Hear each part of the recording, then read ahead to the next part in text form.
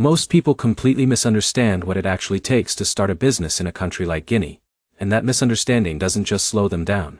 It quietly pushes them into mistakes that can cost months of time, unexpected expenses, and sometimes the entire opportunity. If you're planning to register an LLC in Guinea, there's something extremely important you need to know first. Because while the opportunity can be real, the process is not something you can approach casually. And the surprising truth is this: Guinea is one of those markets where the barrier to entry isn't just paperwork. It's understanding how the system really works on the ground. But here's where things get interesting. The people who succeed here are not necessarily the fastest or the smartest. They're the ones who prepare properly. Let me show you exactly what that means. Michael had been exploring opportunities in West Africa for years. He wasn't looking for something saturated. He wanted a market where demand existed but competition was still limited. That search led him to Guinea, a country rich in natural resources, growing infrastructure needs, and increasing international attention. He saw potential in logistics and supply chain support, so he made a decision. He would register a company and build a presence locally. Simple plan, Dawanidai. But here's the problem. The moment he started researching how to register an LLC in Guinea, he realized something very quickly. This wasn't going to be like starting a business in Europe or North America. The system was different. More dependent on local processes. More reliant on physical interaction. And more sensitive to how well you understand the environment. And this is where most people make their first mistake. They assume the process is just paperwork. But in Guinea, the process is also about coordination. Let's break this down clearly. In Guinea, the equivalent of an LLC is typically a SARL, which stands for Société à Responsabilité Limitée. It's a limited liability company. It offers protection for the owners, meaning their personal liability is limited to their investment. Sounds familiar, right? But there's one detail most people miss. While the structure itself is straightforward, the process of setting it up involves multiple steps that must be handled correctly. And this is where things can go very wrong. Let's bring in Sarah. Sarah was an entrepreneur who wanted to start a small import business in Guinea. She had experience running businesses in other countries, so she felt confident. She gathered her documents and started the process. But very quickly, she hit her first obstacle: local requirements. And here's where things get interesting. In Guinea, you don't just submit documents online and wait. You often need to interact with local authorities, offices, and sometimes intermediaries. And this is where it gets dangerous. If you don't understand how these interactions work, you can face delays or confusion. So the first key insight is this. You need to think beyond paperwork. You need to think in terms of process and presence. Now let's move forward. The first official step in registering a company in Guinea is choosing your company name. This might sound simple, but it's more important than it seems. Your name must be unique and approved by the relevant authority. And here's where things get interesting. If your name is too similar to an existing business, it will be rejected. David, a startup founder, submitted a name he thought was original. But it was flagged as too similar to another company. His application was delayed. And this is where small mistakes can become big setbacks. So preparing multiple name options is a smart move. Now once your name is approved, the next step is preparing your articles of association. This document defines your company's structure, ownership, and operations. But here's the problem. Many people treat this as a formality. And that's a mistake. Because this document will guide how your business operates. Emily worked with a client who used a generic template without adapting it to their situation. Later, when they needed to make decisions about ownership changes, they ran into complications. So this is not something you want to rush. Now let's talk about capital.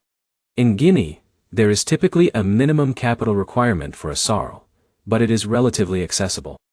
However, here's where things get interesting. You need to declare and sometimes deposit this capital during the registration process. And this small detail makes a huge difference.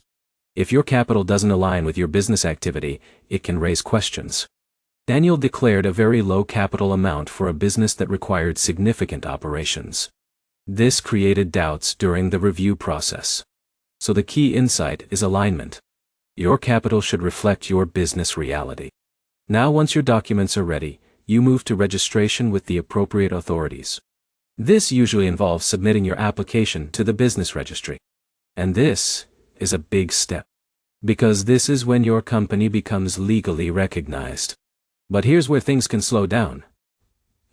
Processing times can vary, and delays can happen if documentation is incomplete or unclear. Jessica experienced this when her application was held up due to missing supporting documents. And what happens next can test your patience. She had to go back, gather additional paperwork, and resubmit. So preparation saves time. Now let's talk about tax registration. Once your company is registered, you need to obtain a tax identification number.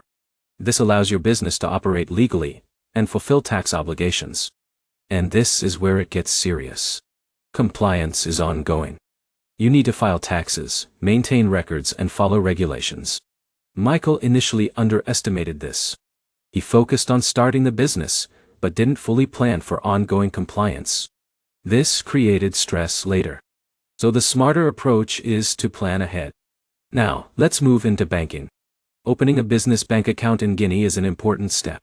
But it's not always straightforward. Banks require documentation, verification, and sometimes additional information about your business. And here's where things get interesting. Your ability to open an account can depend on how clearly your business is structured. David struggled with this because his documentation wasn't fully aligned. So, clarity matters. Now let's talk about local presence. In Guinea, having a physical presence can be important. This includes having an address, and sometimes local representation. And this is where many foreign entrepreneurs face challenges. Zara initially tried to manage everything remotely, but she realized that local coordination was essential. So she partnered with someone on the ground. And what happens next changed everything. Her process became smoother. Her communication improved. Her business started moving forward. So this is a critical insight. Local presence can make a huge difference. Now let's step back for a moment. At this point you might be thinking, this sounds more involved than expected. And you're right. But here's the insight that changes everything. Guinea is not a plug-and-play environment. It's a relationship-based and process-driven environment. If you understand that, everything becomes clearer. Now let's go back to Michael. After his initial confusion, he changed his approach. He stopped trying to rush. He started focusing on preparation. He built local connections. He aligned his documentation. And what happened next changed everything.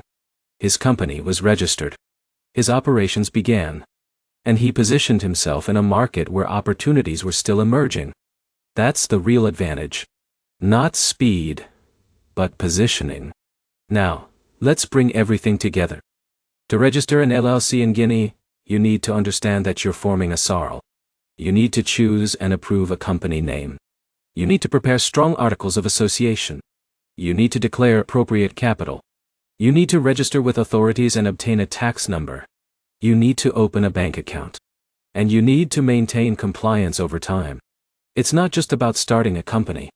It's about understanding how the system works. And that's what separates those who succeed from those who struggle. Because most people expect simplicity. They expect speed. They expect familiar systems. But now, you see things differently. You understand the environment. You understand the process. And more importantly, you understand how to approach it. That's your advantage. And if you found this guide helpful and want more videos that break down complex global opportunities like this, make sure to subscribe to the channel. Because the more you understand how these systems really work, the more opportunities you can create for yourself.